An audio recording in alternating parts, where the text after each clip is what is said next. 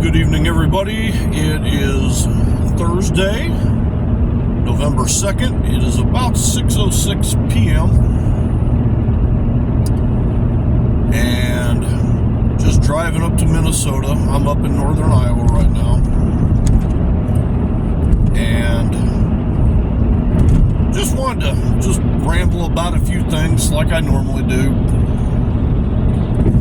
So, obviously, I think we're all aware of what's going on in the Middle East with Israel and Palestine. But there's also something tragic as well, maybe not quite as bad as what's going on over there, but there was a hurricane down in Acapulco a few days ago called Hurricane Otis, and a very strange hurricane it was. Apparently it formed very quickly, and it didn't have any rain along with it. It was just winds, but it did get up to Hurricane 5, rating 5, and had 200-mile-an-hour winds. I don't know if there's any fatalities. I can assume there might be. But it's kind of sad, the things that, that are going on. So, obviously, Palestinians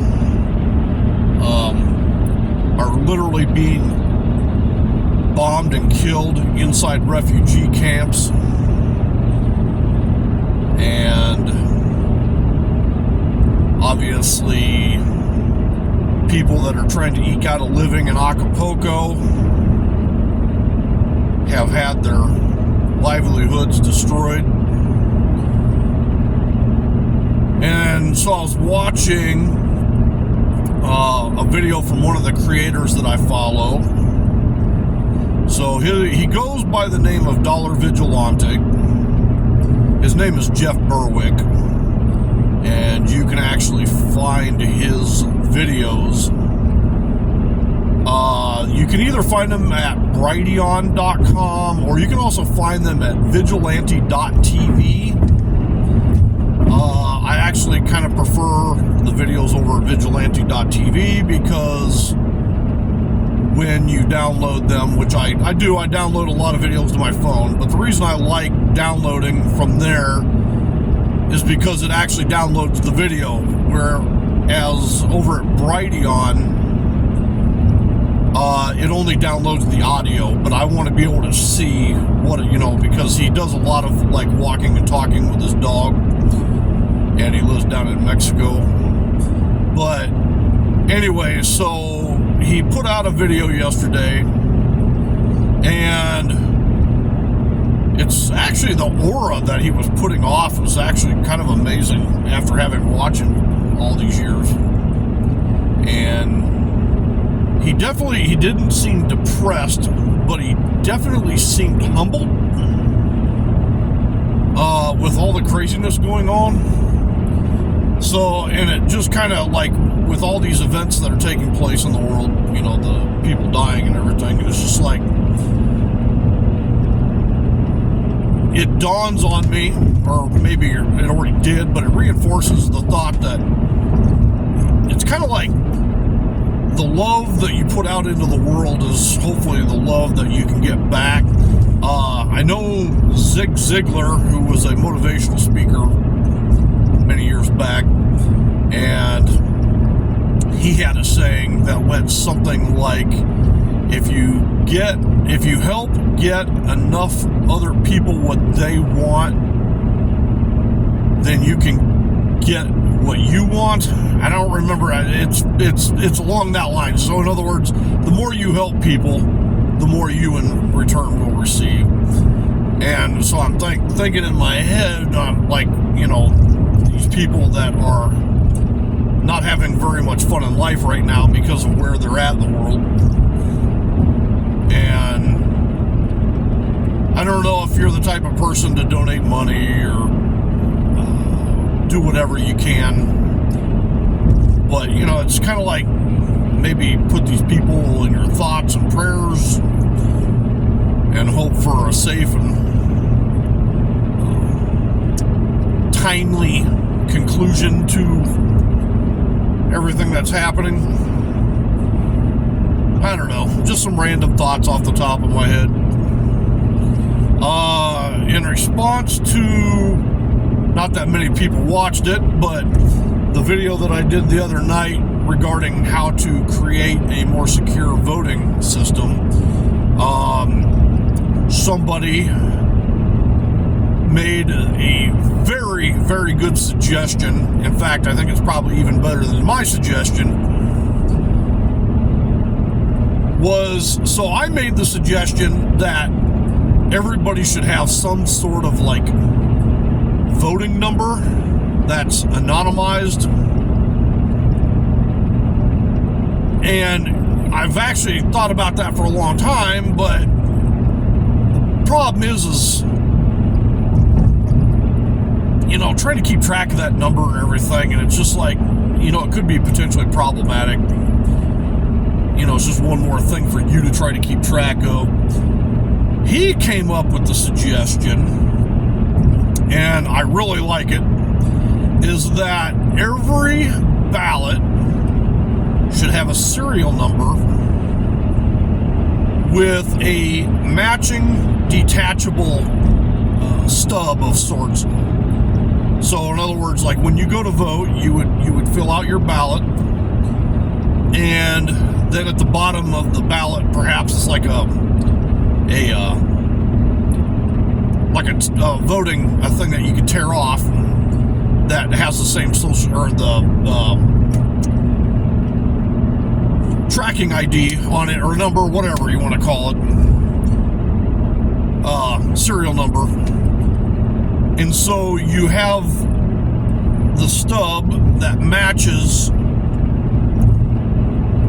the vote, and then what you could do, and I brought this up, so you would still be able, like, those results should be on a blockchain of sorts. So blockchain, for those who don't know, it's a little like what Bitcoin and other cryptocurrencies run on. It's a ledger. It's an online ledger that cannot be tampered with. It's impossible to tamper with that blockchain. And so you fill out your ballot. Your ballot would then go perhaps to like a blockchain of sorts, so it's locked in. And then obviously the blockchain would record the number, your serial number from your ballot, and then obviously you could literally go home and you could look up to make sure that the votes are what you voted for.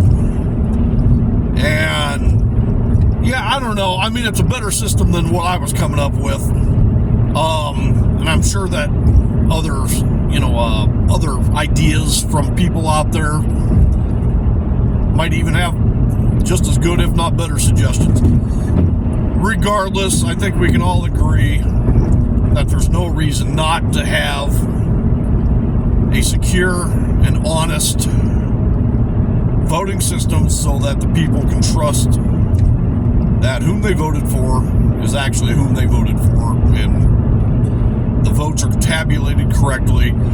It should never, ever, ever take days or weeks to tabulate a vote. It should be instantaneous from the time a person votes. And, it's just the way it should be. It shouldn't take, I don't know if any of you were around, when back in the election of 2002, but so it was George Bush versus Al Gore, and literally that vote went on for months. I mean, it was insane. Like, eventually the Supreme Court had to get involved and finally order a cease counting of the votes. And that should never be possible it should never be allowed to happen where it takes that long. It needs to be instantly calculatable at any given minute, and at the conclusion of the night, whenever the ballots close, we should know pretty much instantaneously who the winners are.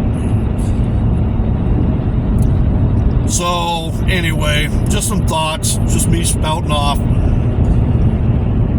As I mentioned, we are imperfect people, living imperfect lives, making imperfect decisions, in an imperfect world, for that matter.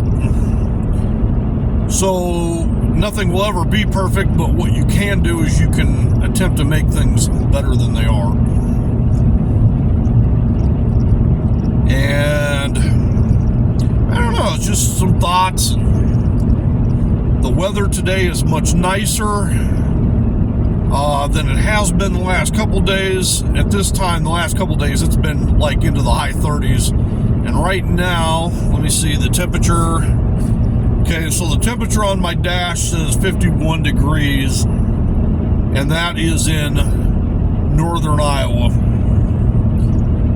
So the weather is actually really nice, and I think it will probably be even nice tomorrow through Sunday, or nicer rather. But yeah, everything is good.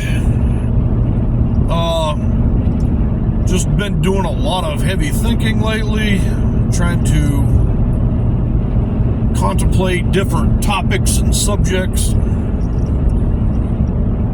what I'm trying to achieve or accomplish in life. So yeah. Anyway, if you'd like to leave a comment and let me know what you're up to, please give me a thumbs up if you would. And if you feel like you're getting any value, please don't hesitate to subscribe. I'd really like to hear from more people. Right now I'm sitting at about 8 subscribers, and I'm pretty sure I know all but about 1 or 2 of them. So if I could somehow manage to get my subscriber count up to even 100, I think it would be an amazing thing to have happen. One of the two requirements that you need in order to get monetized on YouTube, meaning in order for me to derive any revenue from any of the videos that I create, you have to have two criteria met. The first is that you need to have at least 1,000 subscribers. Obviously, I am far, far short of that. The other is that you need to have at least 4,000 hours of watch time on your videos. So, as it stands right now, so I've only got 8 subscribers, so I'm shy about 992 subscribers on that one. And then as far as the 4,000 hours is concerned, I'm sitting at just a little over 38 hours. So obviously I've got about 4,958 or something like that, but or 62, I guess. Anyway, if I was able to get up to 100 subscribers, even though that's still far short of the 1,000, having those 1,000 subscribers, or 100 subscribers, would do massive wonders for the amount of watch hours, because that's a big hurdle to jump, to have. Obviously, the more followers you have or more subscribers you have, the easier you're going to hit that 4,000 watch hours of content. Now, I understand that this channel doesn't necessarily speak to everybody. I'm not a glamorous young woman. I'm not out boondocking in the woods in my RV. I'm not cutting down trees on my homestead. So I'm kind of boring in that sense, but just know that I am very grateful for anybody that does subscribe. I don't care what your reasons for doing so are. And hopefully more people will watch these videos, which helps YouTube to determine, okay, let's recommend his videos more, because apparently people like his stuff, which then it'll be like a snowball gathering snow on its way down the hill. And the more people watch, the more YouTube will recommend it, the more people will watch, the more subscribers I'll get, the more people will watch, on and on and on. So anyway, just leave it off at that. I know 16 minutes in, it's getting, you can't really tell from my window, but it is getting pretty dusky out here. So I've already got my headlights on. That's to the west. That's probably why you're seeing so much light, the sun going down over there. But anyway, I hope you guys have an awesome Thursday evening. This video will go live on Friday morning. It's just way too slow to upload via the phone. So I'll do it when I get home tomorrow, or tonight I'll get home, and then tomorrow I'll upload it. So, but anyway, I hope you guys have an awesome evening, and I wish you all the best. All right, see you later.